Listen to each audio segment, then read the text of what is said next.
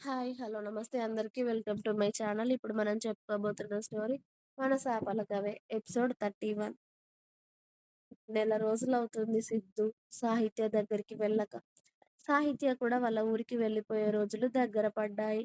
సాహిత్యని తీసుకువెళ్ళడానికి చాలా రోజుల తర్వాత సాహిత్య వాళ్ళ అమ్మ, నాన్న, అన్నయ్యలు, వదినలు, పిల్లలు అందరూ వస్తూ ఉన్నారు.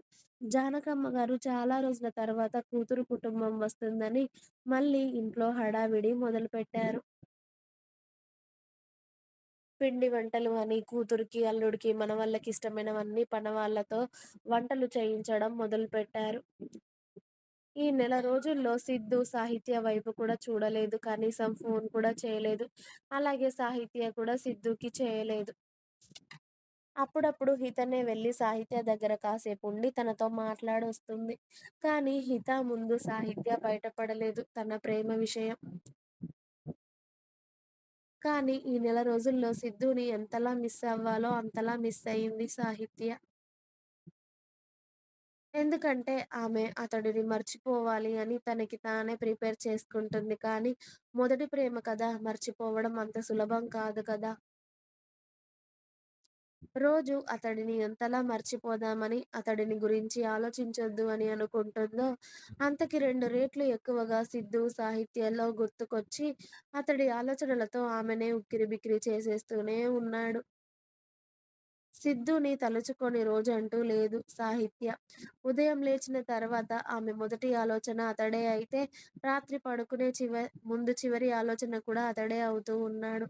సిద్ధులో కూడా సాహిత్యని చూడాలని ఎంతగా ప్రాణం కొట్టుకున్నా కూడా, అతడిని చూస్తే ఆమె మైండ్ మళ్ళీ ఎటు డైవర్ట్ అవుతుందో, మళ్ళీ ప్రేమ, పెళ్లి అని ఏమేం మాటలు మాట్లాడుతుందో అని దూరంగానే ఉన్నాడు.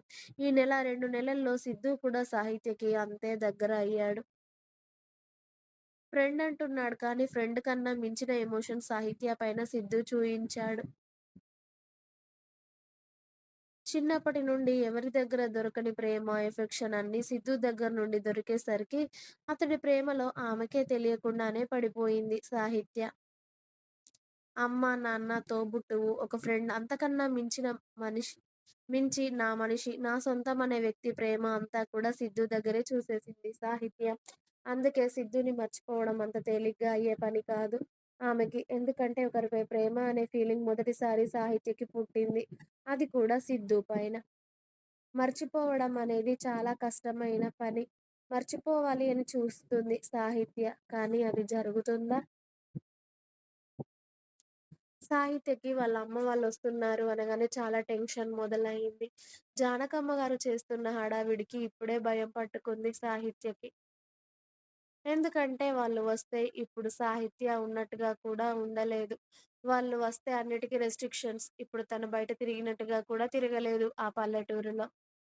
అందుకే వాళ్ళు వస్తున్నారు అంటేనే భయం మొదలయింది సాహిత్యకి. తను భయపడ్డట్టుగా సాహిత్య అమ్మా, నాన్న వచ్చే రోజు రానే వచ్చింది. ఆ రోజు సాహిత్య ఉదయాన్నే లేచి రెడీ అయి కూర్చుంది. జానకమ్మ గారు, రఘుపతి గారు కూతురు కుటుంబం వస్తుందని తెగ హడావిడి చేస్తూ, పని వాళ్ళందరినీ కంగారు పెడుతూ వీళ్ళు కూడా కంగారు పడుతున్నారు. ఇక సాహిత్య వాళ్ళ నాన్న సారథి గారు ఎమ్మెల్యే కాబట్టి కాస్త బందోబస్తుతోనే అత్తగారి ఊరికి చేరుకున్నారు.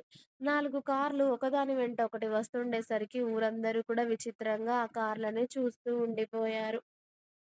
ఇక కొందరు తెలిసిన వాళ్ళు "అరెరే! రఘుపతి గారి కూతురు కుటుంబం వస్తున్నట్టుంది చాలా సంవత్సరాల తర్వాత" అని మాట్లాడుకుంటూ ఉంటారు. సిద్ధు కూడా ఆ కార్‌లన్నీ వచ్చేయప్పుడు ఊర్లో ఉండడంతో ఆ కార్‌లన్నీ చూస్తూ పక్కనే ఉన్న వాళ్ళ మాటలు వింటూ ఉన్నారు. సిద్ధుకి కూడా అర్థమైంది సాహిత్య పేరెంట్స్ వస్తున్నారు అని.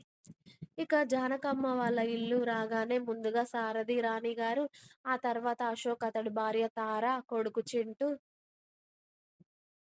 ఆ తర్వాత కేశవ్, అతడి భార్య ఆశ, కూతురు ప్రిన్సీ అందరూ కార్లు దిగి ఇంట్లోకి వెళుతూ ఉంటే, జానకమ్మ గారు కూతురు చాలా సంవత్సరాల తర్వాత ఇంటికి వస్తుంది అని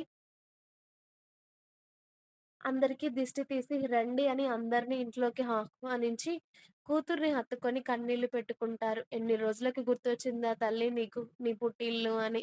రాణిగారు కూడా చాలా రోజుల తర్వాత వాళ్ళ పుట్టిల్లు చూసి కన్నీళ్లు పెట్టుకుంటూ, "ఇప్పుడొచ్చేసాను కదా అమ్మా! బాధపడకండి.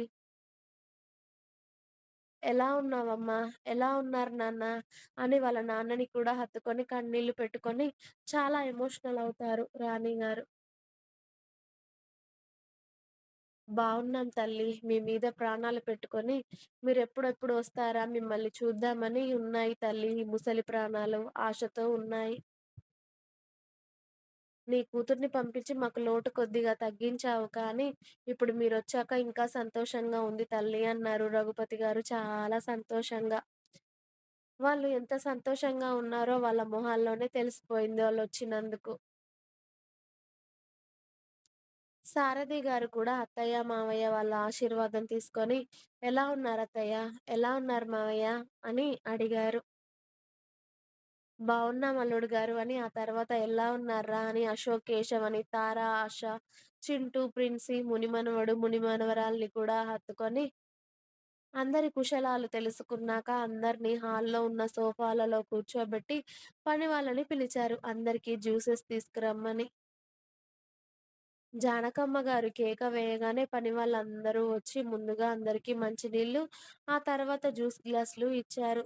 సాహిత్య కూడా వాళ్ళ నాన్న దగ్గరికి వచ్చి "ఎలా ఉన్నారు నాన్న" అని తండ్రి భుజం పైన తల వాల్చింది. చాలా రోజుల తర్వాత కూతుర్ని చూడడంతో సారథి గారు కూతుర్ని దగ్గరికి తీసుకొని "మేం బావున్నాం తల్లి. నువ్వెలా ఉన్నావు? ఇక్కడ అంతా బావుందా? నీకేదైనా ఇబ్బందుందా? అమ్మమ్మ వాళ్ళ ఇంటికి వెళ్తాను అని గోల చేశావు కదా! నీకిక్కడ నచ్చిందా?" అని అడిగారు సారథి గారు. చాలా బావుంది నాన్న. రోజూ మన తోటల్లోకి వెళ్లి చూసొస్తున్నాను. ఇక్కడ చాలా బావుంది తెలుసా?" అని చెప్పింది సాహిత్య. సాహిత్య అన్నయ్యలకి కూడా చాలా రోజుల తర్వాత సాహిత్యని చూసి, "ఎలా ఉన్నావు తల్లి?" అని సాహిత్య తల నిమిరారు. "నాకిక్కడ చాలా బావుందన్నయ్యలు. ఎంతలా అంటే ఇక్కడే ఉండిపోవాలి అనిపించేంతలా" అని చెప్పింది సాహిత్య సంతోషంగా. సాహిత్య మొహంలో హ్యాపీనెస్ చూసి వాళ్ళు కూడా సంతోషపడ్డారు. సాహిత్య వాళ్ళ పెద్ద వదిన, చిన్న వదిన దగ్గరికి వెళ్లి, "ఎలా ఉన్నారు వదినలు?" అని వాళ్ళని హత్తుకొని, "చింటూ, ప్రిన్సీ ఎలా ఉన్నార్రా? నన్ను మిస్ అయ్యారా?" అని అల్లుడిని, కోడల్ని హత్తుకుంటుంది. చాలా మిస్ అయ్యాం అత్త నిన్ను కాదు, నువ్విచ్చే చాక్లెట్స్‌ని" అని నవ్వారు చింటూ ఇంకా ప్రిన్సీ. ఇంకా ఉంది.